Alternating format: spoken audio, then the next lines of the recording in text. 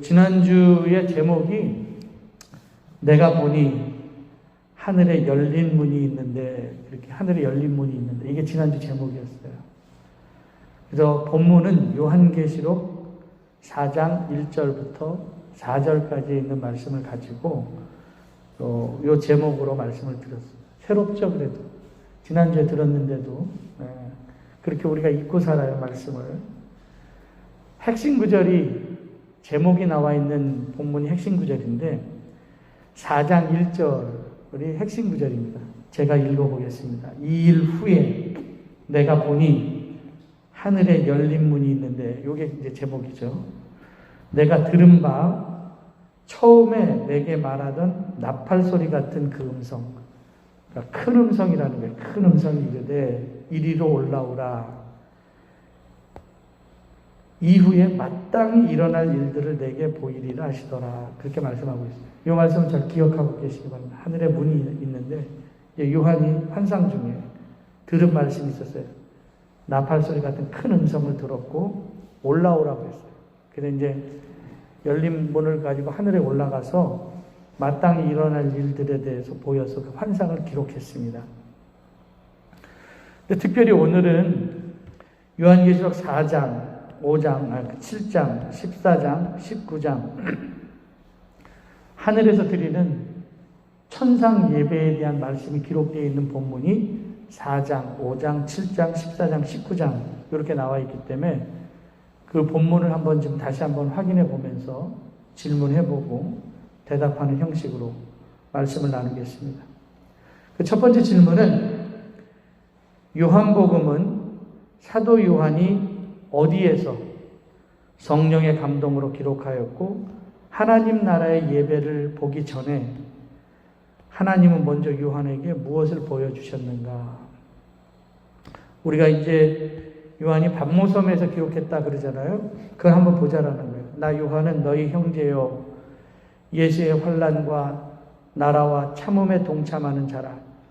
하나님의 말씀과 예수를 증언하였으므로 말미암아 반모라 하는 섬에 있었더니, 반모에서 예수님의 고난에 동참하고 있었어요. 그러니까 유배가 되었다라는 거예요. 예수 믿는 것 때문에 주의 날에 내가 성령에 감동되어 내 뒤에서 나오는 나팔 소리 같은 큰 음성. 그래서 대부분 요한계시록에서 나팔 소리 이렇게 나오면 우레와 같은 큰 음성이라고 생각하면 돼요. 아주 큰 음성. 그러니 내가 보는 것을 두루마리에 써서 7교회가 나옵니다.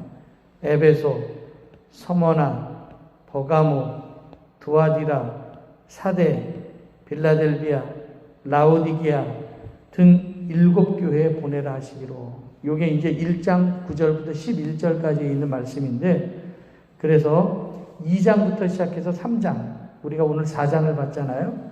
거기에는 소아시아에 있는 7교회에 대한 하나님의 말씀이 기록되어 있습니다. 소아시아에 대한 7교회. 그래서 하나님은 요한에게 눈에 보이는 땅에 있는 교회, 그래서 소아시아에 있는 7교회의 다양한 모습을 환상으로 보여주신 후에, 그리고 요한을 하늘문을 열어서 올라오라게 하신 후에 하늘에서 본 하늘 예배의 광경을 요한이 보고 이렇게 계시록에 기록했다라는 거예요. 그럼 우리 7교회가 궁금하잖아요. 어디에 있는지. 반모라고 하는 섬은 여기 있어요. 여기. 반모. 이게 지금 그리스 땅이고 지금 이게 현재 터키 땅입니다. 터키. 그래서 소아시아에 있는 7교회는 다 지금 현재 터키에 있고요. 그리고 이제 반모라고 하는 섬은 그리스령이에요. 그래서 지금 현재, 그래서 반모는 그리스 국가에 속해 있는 섬으로 되어 있고 현재, 그리고 지금 소아시아에 있는 7교회는 터키 땅에 있습니다. 제일 첫 번째 2장 1절부터 나오는 교회가 에베소 교회인데, 에베소, 서머나, 버가모, 두아디라, 사데, 빌라델피아, 라오디게아 순으로 되어 있어요. 그러니까 그 기록된 순서가 에베소, 서머나, 버가모, 두아디라, 사데, 빌라델피아, 라오디게아 요 7개.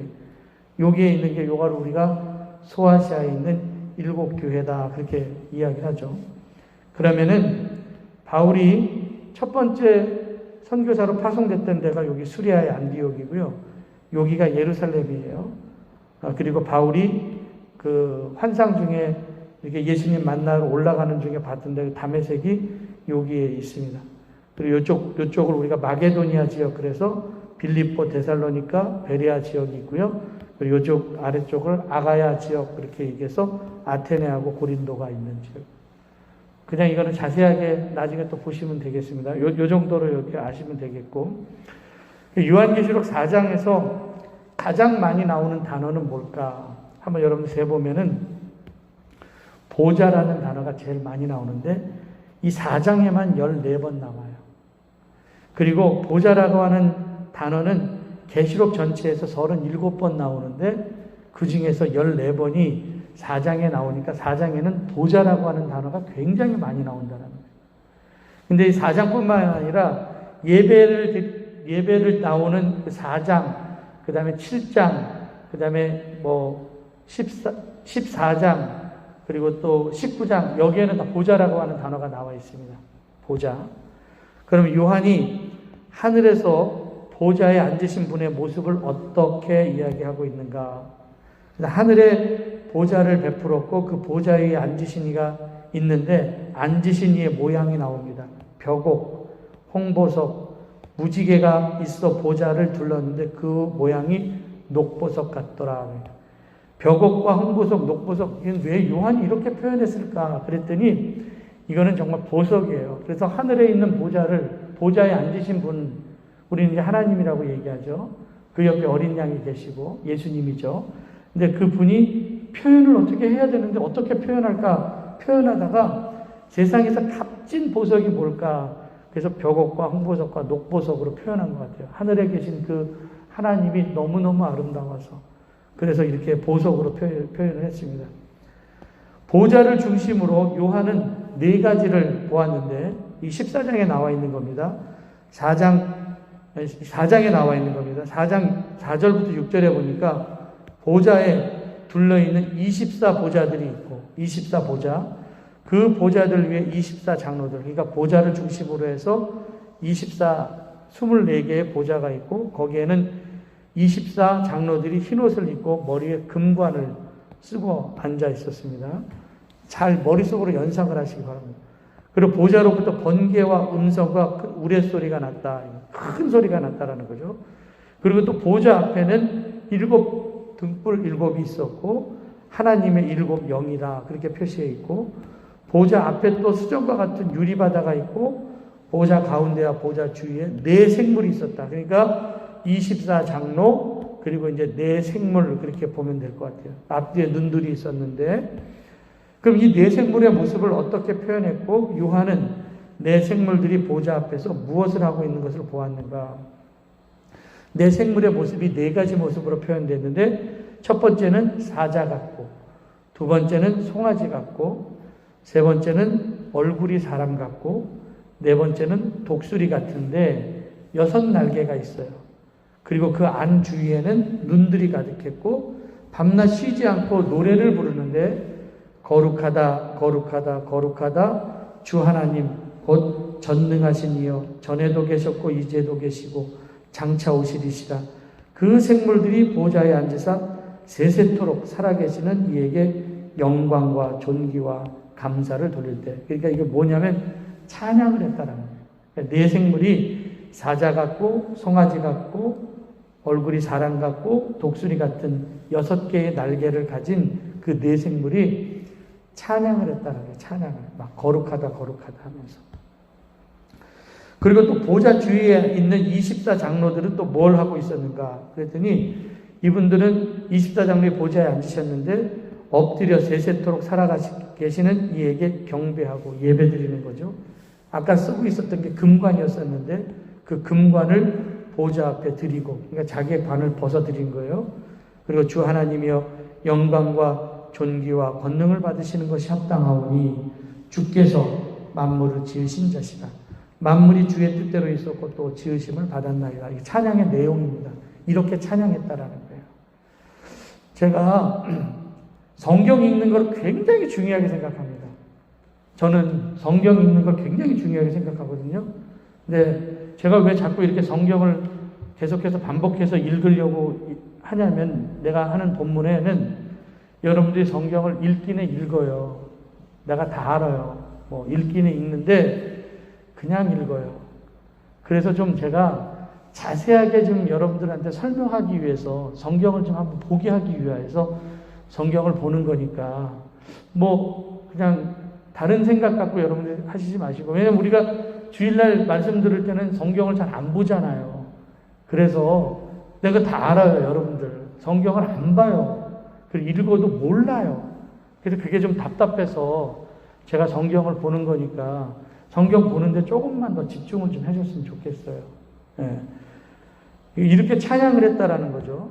그리고 요한계시록 이제 5장에 보면은 거기에서도 이제 보좌 주위에 나오는 것을 보게 되는데, 요한계시록 5장 11절 12절에 보니까 아까 나와 있었죠. 보좌에 생물들, 네 생물들이 있었고 24 장로들이 둘러섰는데, 이번엔 또 많은 천사의 음성이 있었다. 많은 천사의 음성이 있으니 그 수가 만만여 천천이라.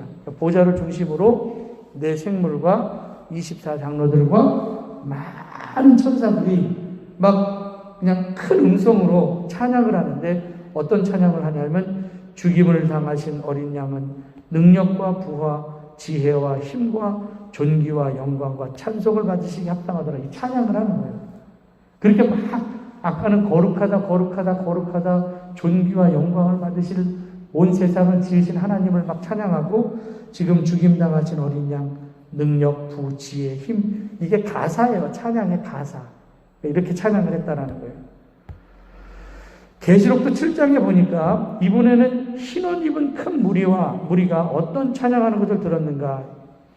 아까 이제 보니까는 네 생물이 있었고, 그리고 24 장로가 있었고, 그리고 많은 천사들이 있었는데, 이번엔 또 보니까 각 나라와 족속과 백성과 방언, 정말 셀 수 없을 정도로 큰 무리가 나와 흰옷을 입고 종려가지를 들고 보좌 앞과 어린 양 앞에 서서 큰 소리로 외쳐 이르되, 이것도 이제 찬양의 내용입니다. 어떤 노래를 하냐면, 구원하심이 보좌에 앉으신 우리 하나님과 어린 양께 있도다. 이거 기억나시죠? 비전이라고 하는 찬양에 보니까 구원하심이 보좌에 앉으신 우리 하나님과 어린 양께 있도다. 구원하심이 보좌에 앉으신 우리 하나님과 어린 양께 있도다. 그러면서 내 생물과 24 장로들과 그리고 많은 천사들과 그리고 각 나라와 족속과 백성과 정말 셀 수 없는 큰 무리들이 큰 소리로 하나님께 찬양하는 그 모습이 그 천국에서의 모습이다라고, 그렇게 지금 요한은 기록하고 있는 거예요. 여기 나와 있죠. 그 뒤에 모든 천사와 보좌와 장로들과 내 생물이 주위에 있다가 보좌 앞에 엎드려 얼굴을 대고 하나님께 경배하여 이르되, 또 찬양하는 거예요. 아멘. 찬송과 영광과 지혜와 감사와 존귀와 권능과 힘이 우리 하나님께 세세토록 있을지어다. 아멘. 이게 찬양의 내용이에요. 이렇게 찬양하는 거예요. 아멘. 지혜, 감사, 존귀, 권능, 힘이 우리 하나님께 있도다. 그리고 이제 요한계시록 14장에서 또 요한이 또 본 게 있는데, 뭘 봤냐 그랬더니, 이번에는 어린 양이 시온산에 섰고, 그와 함께 우리 막 그 이단에서 얘기하는 14만 4천이 있는데, 그 이마에 어린 양의 이름과 그 아버지의 이름에 쓴 것이 있었다. 그러니까 이마에 어린 양의 이름이 이렇게 인침받은 거 있잖아요. 도장 이렇게 딱 찍어갖고 너는 내 거야, 내 거야 하면서, 그런 사람들이, 그러니까 인침받은 그 많은 사람들이 내가 하늘에서 나는 소리를 들으니 많은 물소리와도 같고 큰 우레소리와도 같은데, 그 사람들이 또 찬양을 하는데 막 큰 물소리처럼 우레소리와 같은 찬양을 하고 있다라는 거죠.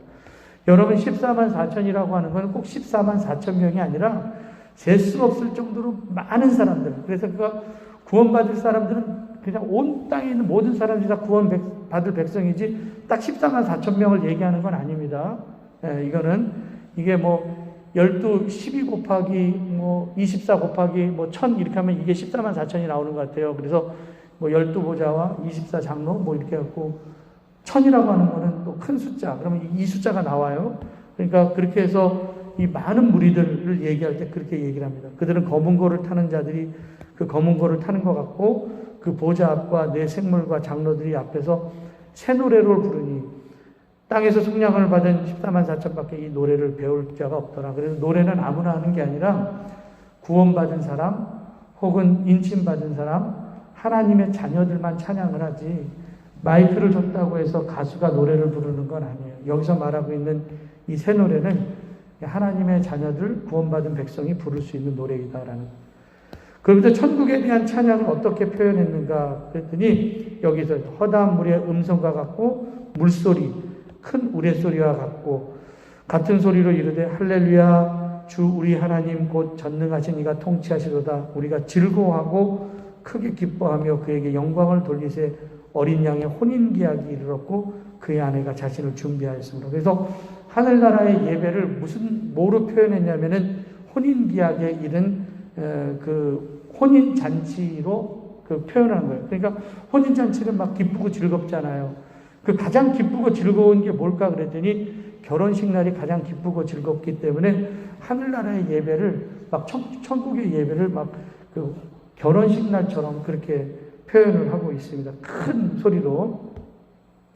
요한계시록 19장 9절에 보니까 천사가 내게 말하기를 기록하기를 어린 양의 혼인잔치에 청함을 받은 자들은 복이 있도다 하고 또 내게 말하되 이것은 하나님의 참되신 말씀이라 하기로 이런 말씀입니다. 그래서 여러분 청함 받은 사람은 복이 있는 거예요. 예배 자리에 온 사람 자체가 복이 있는 거예요. 예배 자리에 온 사람 자체가 복이 있는 거고 청함을 거절하지 말아야죠. 그리고 하나님 보좌 앞에서 예배드리는 사람들이 누리는 복에 대해서 나와 있는데 이런 복이 나와 있어요. 그러므로 그들이 하나님의 보좌 앞에 있고 또 그의 성전에서 밤낮 하나님을 섬기며 보좌에 앉으신 이가 그들 위에 장막을 친다라고 하는 것은 보호해 주신다라는 거거든요.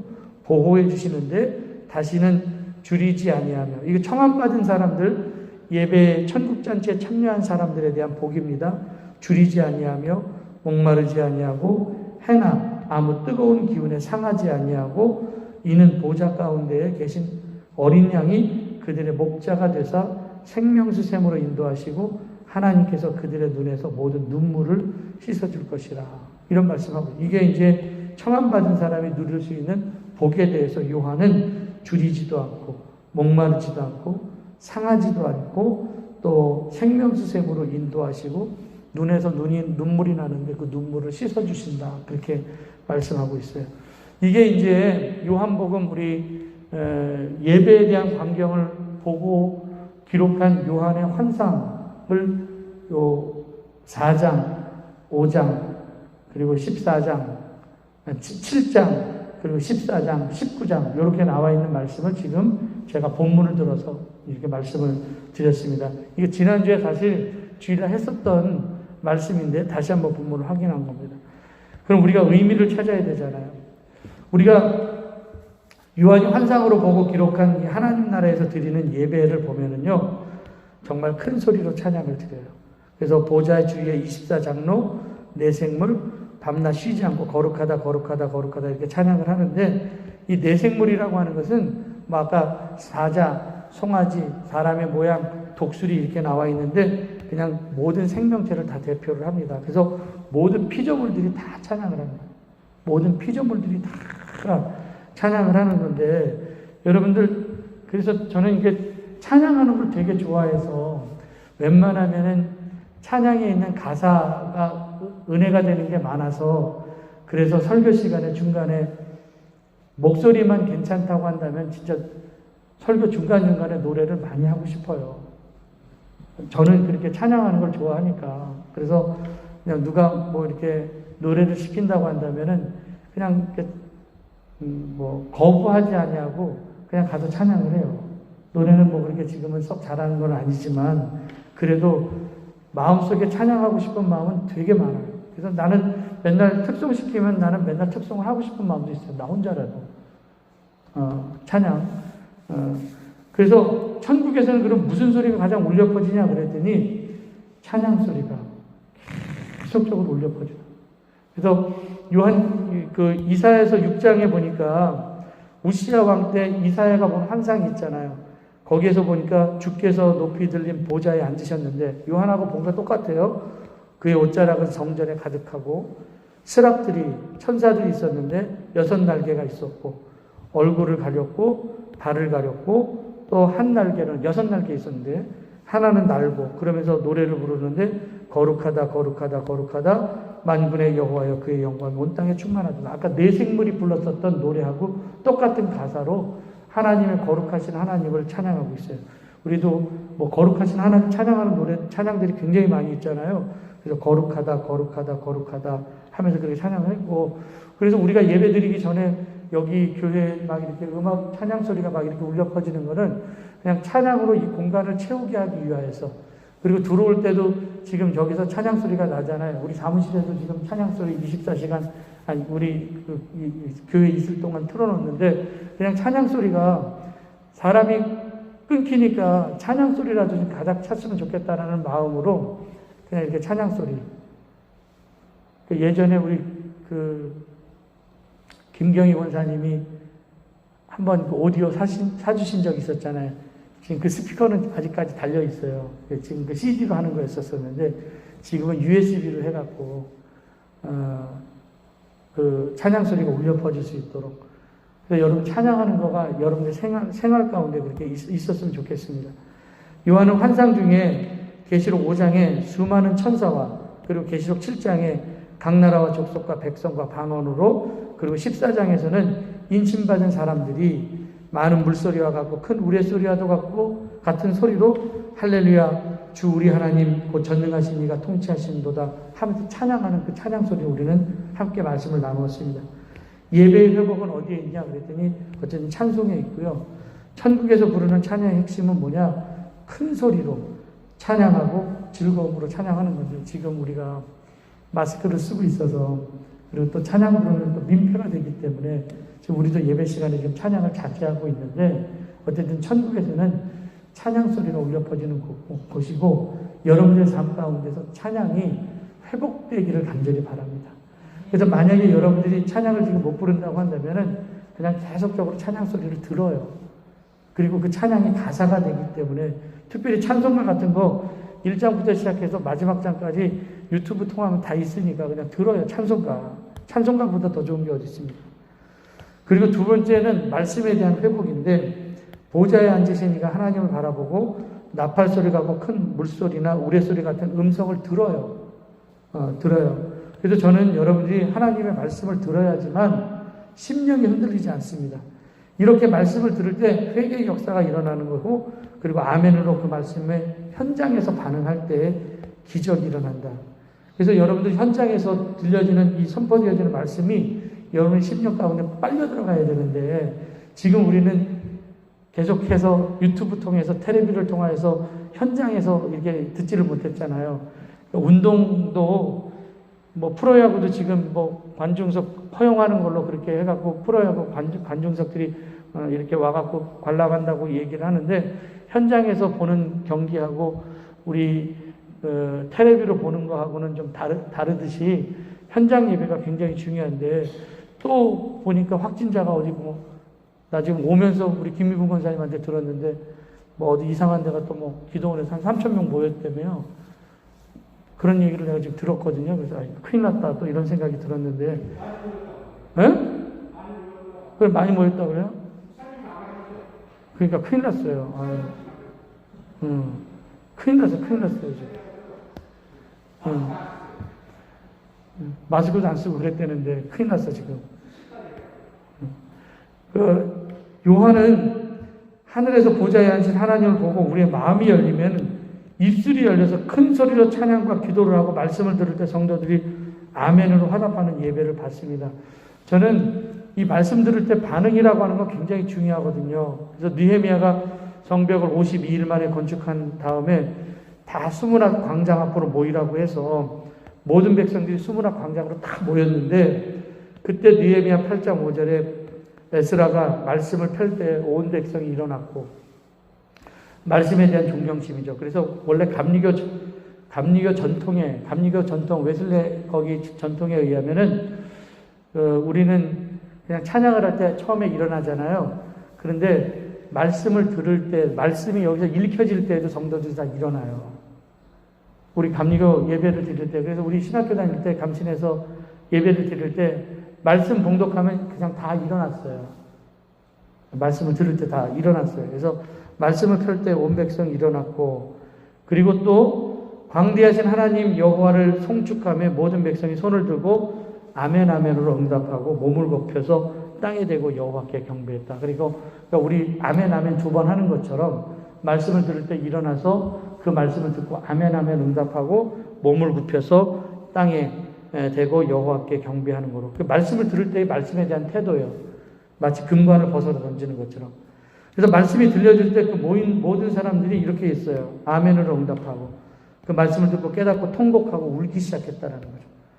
여러분, 바벨론 포로 생활 동안 성전에서 예배를 드리고 싶어도 예배를 드리지 못했잖아요. 지금 우리도 수요 예배는 2월 달에 중순에 예배를 못 드리고 2월 중순부터 예배를 못 드리고 지금 10월 중순에 예배를 드리니까 지금 거의 8, 9개월 동안 수요 예배를 못 드리다가 지금 처음으로 드리니까 이게 지금 보니까 26번째인데 26번째도 그 앞에 수요 예배는 몇 주 동안은 예배를 그냥 있고 26번째니까 거의 한 30주 넘게 수요 예배를 못 드리다가 지금 처음으로 와서 예배를 드리는 거거든요. 수요일 날.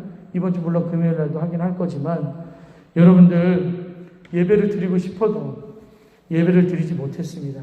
근데 이제 포로에서 돌아와서 무너지고 불타버린 성벽을 다 재건하고 그리고 그 예배 드리면서 감사의 눈물을 흘릴 때 다시는 옛날처럼 돌아가지 말자. 이제 하나님 말씀대로 살겠다라고 하는 결심이 보이고 그 결심한 사람들이 명단이 쫙 나오고요. 그리고 그 결심한 사람들이 말씀에 인을 치는 이야기가 느헤미야에 보면 나와 있어요. 9장에 보면은. 그래서 그 말씀에 인친다라고 하는 얘기는 제가 전에도 얘기했던 것처럼 우리가 하나님 말씀을 듣고 내가 이제 하나님 말씀대로 살겠습니다 하면서 도장을 찍고 사인을 하고 나가는 거예요. 그런 말씀을 안 까먹겠잖아요. 근데 우리는 주일날 들은 말씀도 까먹어요. 그래서 요한계시록 지난 주일날 말씀을 드렸는데 제가 다시 수요일날 말씀을 드리는 거는 여러분들이 제목도 잊어먹었기 때문에 또 얘기를 하는 거예요. 이렇게 두 번 얘기했으면 그래도 안 까먹겠죠. 히브리서 4장 2절 들은 바 그 말씀이 그들에게 유익되지 못한 것은 듣는 자가 믿음과 결부시키지 아니하였다. 그래서 우리는 항상 하나님 말씀을 들을 때 믿음으로 반응을 해야지만 그 말씀이 내 말씀이 되는 거죠. 그래서 그냥 말씀은 똑같지만 어떤 사람에겐 레마라고 얘기를 하잖아요. 그 말씀이 내 말씀이 되는 거거든요. 그 믿음으로 반응할 때 그 말씀이 진짜 몸으로 일으켜질 수가 있다는 거죠. 그리고 시편 119편 72절에 보니까 내가 주의 계명을 사모하는데 입을 열고 헐떡거렸다라는 거예요. 헐떡거렸다라고 하는 거는 표현상으로 따진다고 한다면요.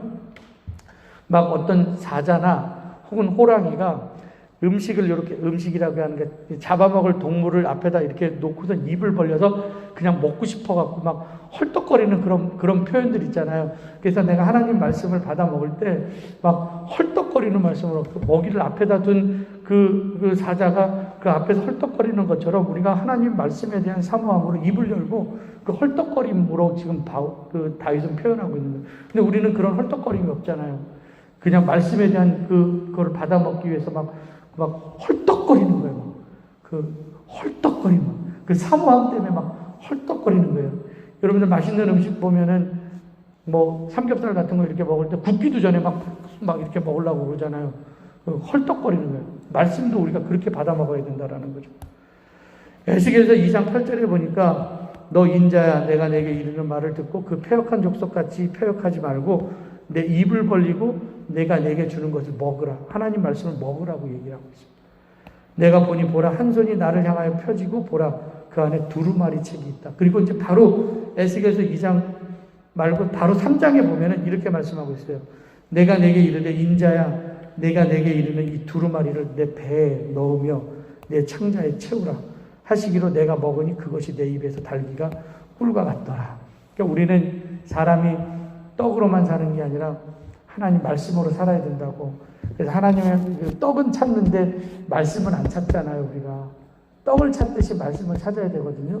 배고픔은 느끼는데 영적인 기갈은 느끼지를 못하고 살고 있어요. 그래서 제가 수요일 날은 뭐 금요일 날이나 주일 날은 똑같이 말씀을 전하는 거니까 수요일 날에는 왜 내가 자꾸 이렇게 성경을 자꾸 이렇게 읽으려고 하고 성경을 보려고 하냐면은 여러분들이 말씀을 말씀을 조금만 이렇게 좀 가깝게 하기 위해서 제가 성경 말씀 보는 거예요. 성경 말씀이 지루하면 안 돼요. 지금 이 헐떡거림이 있어야 돼요. 그리고 거기에 믿음으로 반응해야 되고 먹어야 돼요. 그래서 이스라엘 백성들이 매일매일 아침마다 만나로 먹었잖아요. 매일매일 먹는 만나는요, 신선하고 새로운 거예요. 매일매일. 하나님께서 우리에게 매일의 만나를 허락해 주셨어요. 묵혔다 먹는 게 아니라 오늘 먹는 거예요. 오늘 그 만나를. 그러니까 그 만나가 얼마나 신선하겠습니까? 그래서 만나는 매일매일 먹어야 돼요. 하나님의 말씀을 매일매일 먹어야 돼요. 그래서 여러분들 묵혔다가 먹는 게 아니라 신선한 말씀, 이게 만나거든요. 그게. 그래서 먹었는데 그 달기가 꿀송이와 같더라. 그렇게 이제 표현하고 있습니다. 여러분, 그래서 말씀으로 여러분들의 영적인 위를 채우시기 바랍니다. 그래서 말씀을 보면은요, 말씀을 많이 알고 있으면 절대로 사람의 흔들림이 없어요. 근데 우리는 너무 말씀을 안 봐요. 그리고 말씀을 너무 몰라요. 그래서 지금 창세기부터 그 길 따라 말씀 따라 지금 나가는 것도 그래도 제가 그냥 스킵하고 훌쩍 넘어갈 수 있는데 제가 왜 훌쩍 못 넘어가냐면은요, 이렇게 보면은 이 성도들이 이것 좀 읽었으면 좋겠는데, 이것 좀 들었으면 좋겠는데 라고 하는 그런 마음 때문에 한 장을 설명하는데 그렇게 길어지는 거예요. 그러니까 지금 창세기 1장부터 시작해서 31장까지 했으니까 길 따라 말씀 따라 이제 12강, 요번 주에 이제 31장 하는데 안 보신 분들은 유튜브 통해서 그 창세기 다시 한번 봐요. 말씀을 봐야 돼요, 말씀을. 예. 데살로니가 2장, 전서 2장 13절에 보니까 이러므로 우리가 하나님께 끊임없이 감사함은 너희가 우리에게 들은 바 하나님의 말씀을 받을 때 사람의 말로 받지 아니하고 하나님의 말씀으로 받으니 진실로 이루어하도다. 또한 너희 믿는 자 가운데 역사하네요. 그러니까 우리가 사람의 말이 아니라 하나님의 말씀으로 받으면은요, 그 말씀이 우리 가운데 역사하신다, 역사가 있다라고 그렇게 말씀하고 있습니다. 다 기억해야 될 말씀들이죠. 그리고 사도행전 17장 11절부터 12절에 보니까 베레아에 있는 사람들은 데살로니가에 있는 사람들보다 더 너그러워서 간절한 마음으로 말씀을 받고 이것이 그러한가 하여 날마다 성경을 상고함으로 그 중에 믿는 사람도 많았고 헬라인과 기브인과 남자가 적지 아니하나. 그래서 신앙의 중심에는 찬송이 있어야 되고 신앙의 중심에는 예배가 있어야 되고 그래서 예배 가운데는 찬송과 말씀이 있어야 된다라는 거예요. 그럼 이제 세 번째로 보면은 예배 드리지 못하는 사탄의 방해는 분명하게 있습니다. 사탄은 예배 드리지 못하도록 우리의 발을 묶어놔요. 그래서 입술을 막아놓고 찬양하지 못하게 하고 귀로는 하나님 말씀을 듣지 못하게 하고 말씀을 들을 때 졸리고. 그래서 이스라엘 백성들이 원래 이제 출애굽할 때 모세가 바로한테 가갖고 우리 가서 하나님께 예배 드리고 오겠다. 그래서 보내야 될 이유를 이야기를 하거든요. 그래서 절기를 지키기 위해서 예배를 드리기 위해서 내 백성을 좀 보내달라. 그렇게 얘기를 했더니 이 사탄의 대리자에 있었던 이 바로가 이스라엘 백성들의 예배를 방해를 하죠. 첫 번째 파리 재앙 후에는요, 바로가 모세를 불러요. 파리 재앙이 끝난 후에 파리 막 그렇잖아요. 근데 불러서 이야기하기를 야 그래 내가 너희들 하나님께 제사 드리는 거 그래 하나님께 가서 제사를 드려.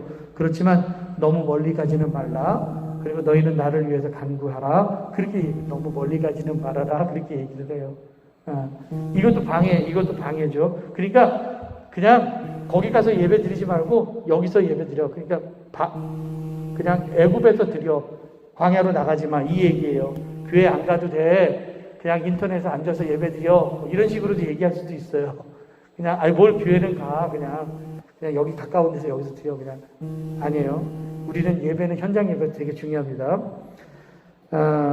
그리고 메뚜기 재앙 후에 출애굽기 10장 10절에 보니까 바로가 그들에게 이건 메뚜기 재앙입니다. 7번째 재앙이에요. 내가 너희와 너희에게 어린아이들을 보내면 여호와가 너희와 함께 가더니 보라 그것을 너희에게 나쁜 것이라.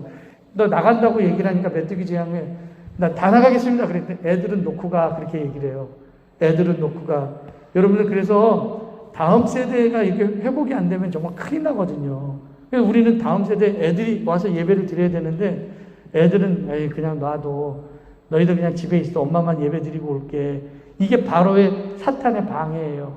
그러니까 그냥 집에서 온라인 갖고 예배 드려. 내가 틀면 누구든지 다 들을 수 있는데 와야 되고, 그리고 또 애들은 안 보내고 다음 세대 예배가 회복이 돼야 되고요.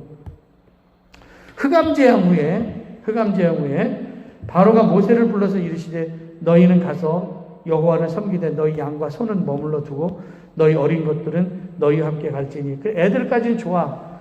그런데 양과 소는 내비두고 가. 그렇게 얘기를 해요. 여호와께 드릴 제사와 번제물을 우리가 주어야 된다. 우리 가축도 함께 가고 한 마리도 남길 수 없으니 이는 우리가 그 중에 가져다가 우리 하나님 여호와를 섬길 거다. 그러니까 그래 그럼 애들까지 데리고 가. 근데 니네들 이 재물은 놓고 가. 그렇게 얘기를 하는 거예요. 바로가 그렇게 지금 방해를 하는 거예요. 이거는 이제 흑암 재앙 후에 이렇게 얘기를 합니다. 흑암 재앙 후에 이렇게 얘기를 해요. 그러니까 우리가 이제 예배에는 헌금 드리는 것도 있잖아요. 헌금 드리는 거. 근데 이제 요즘에는 이제 너무 편해져 갖고 뭐 물질적인 헌신은 물론 지금 다 어려우니까, 경제적으로 어려우니까 물질적인 헌신은 잘 안 하려고 하잖아요. 몸으로는 해도 물질로 헌신 안 하려고 하고. 그래서 이것도 바로의 방해입니다.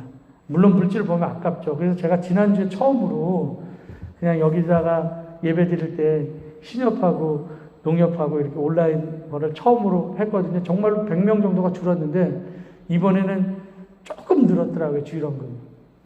그렇게라도 하니까 조금 늘었더라고요. 그래서 이건 하는 게 좋긴 좋겠구나 뭐 이런 생각도 했었어요.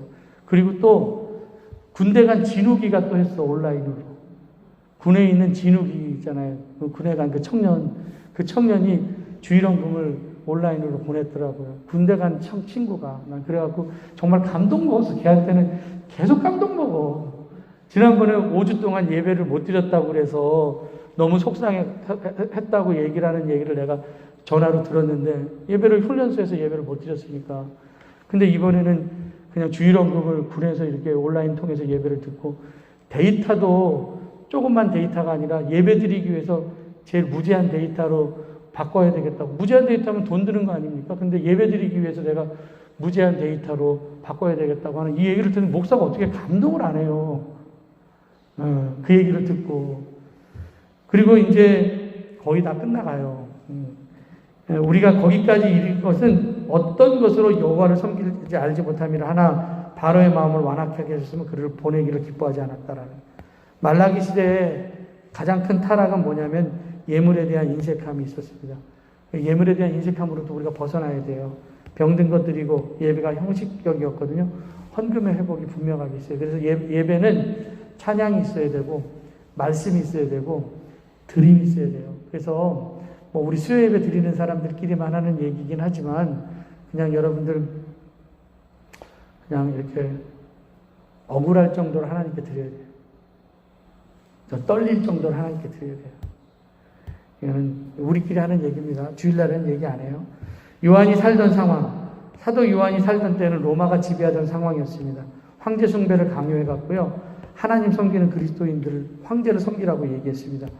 그래서 300년 동안 기독교를 핍박을 당했는데 굉장히 비참한 삶을 살았어요. 지금 우리는 그냥 코로나 때문에 예배를 못 나오지만 이 사람들은 300년 동안 그냥 지하 카타콤 무덤에서 300년을 살았거든요. 햇빛도 없는 곳에서 예수님 때문에. 이거는 벌금의 문제가 아니에요. 목숨 걸었습니다. 창칼이 두려워서 교회를 떠나는 사람이 생기기 시작했고, 그래도 담대하게 그리스도인으로 살다가 순교당한 이들은 요한이 이들이말로 하나님 나라에서 가장 존귀한 대접을 받을 수가 있겠다. 그래서 당시 성도들이 이 세상에서 가장 비참하고 세상 안에서는 천한 자지였지만 하나님 나라에서는 가장 귀한 사람이라는 것을 요한은 보았다라는 겁니다. 그러면 아까 얘기했던 것처럼 예배드릴 자의 복이 있잖아요. 그건 뭐냐 그랬더니 아까 얘기했던 것처럼 장막을 쳐서 보호해 주시고 줄이지 아니하고 목마르지 아니하고 뜨거운 해가 상하게 하지 아니하고 어린 양이 그들의 목자가 되사 생명수샘으로 인도하시고 하나님께서 그들의 눈에서 모든 눈물을 씻어 주실 것이다. 이게 이제 마지막으로 우리가 예배자가 받을 복입니다. 그래서 우리 요 결론으로 이제 생각하면은 여러분 예배보다 중요한 건 없습니다. 그래서 하나님께서는 예배자를 찾으셔요. 예배 드리는 자를 가장 기뻐하시고 우리는 월십 공동체 온 마음 다해서 하나님 예배하는 교회이기 때문에 예배에 대한 새로운 결단을 좀 하시고 예배 드리는 것을 우선순위 하시길 바랍니다. 그래서 그냥 예배가 2등으로 안 밀렸으면 좋겠어요.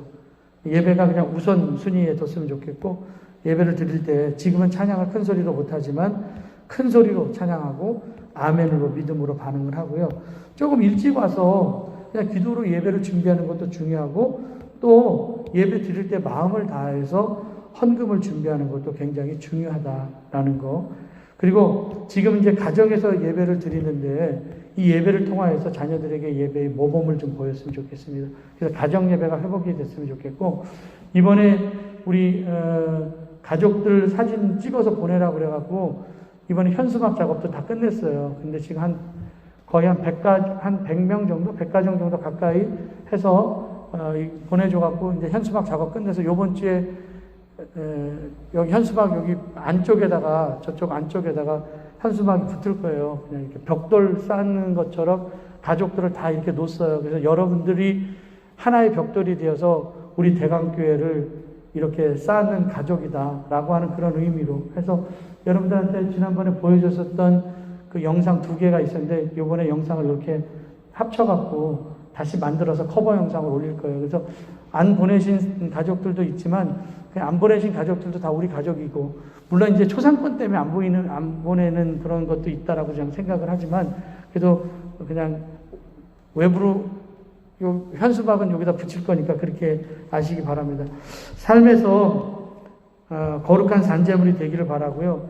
세상 사람들에게 모범을 보여서 세상 사람 따라가는 것이 아니라 하나님 온전하시고 기뻐하시는 예배자의 삶을 사시기 바랍니다. 그래서 예배를 방해하는 상황들이나 사람들이 있는데 이거 넘어야 되거든요. 그래서 하나님 예배자를 찾으시고 이런 예배자에게 하나님 복 주시고 예배자에게 초청하는 것을 거절하지 마시기 바랍니다. 눈을 들어 제목이죠. 오늘 하늘문이 열리는 걸 보았습니다. 로마의 핍박에도 두려움이 없었고 사도행전에 보니까 스데반이 이렇게 돌 맞으면서도 하나님 우편에 서신 것을 보았거든요. 여기서 하늘이 열리고 인자가 하나님 우편에 서신 것을 봤다라고 말씀하고 있는데 지금 돌에 맞아 죽어가는 상황이었습니다. 날아오는 순간에도 하나님의 영광과 하나님 우편에 서신 예수님을 보았거든요.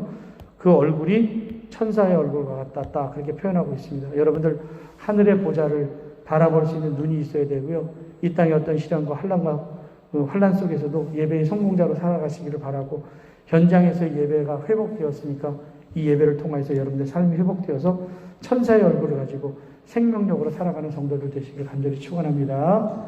우리 이 시간 음악이 나오면은 한 5분 정도 기도하고 그리고 축도하고 모든 예배를 마치겠습니다. 그러니까 지금 그냥 예배의 회복을 위하여서 여러분의 가정의 회복을 위하여서 그리고 여러분의 속도원들과 속회원들을 위하여서 교회를 위하여서 부족한 저를 위해서 나라와 민족을 위하여서 우리 함께 이 시간 한 5분 정도만 음악 나올 때까지 딱 끊어질 때까지 여러분 기도하시면 되겠습니다. 그리고 제가 축도하고 헌금 기도하고 모든 예배를 마치겠습니다.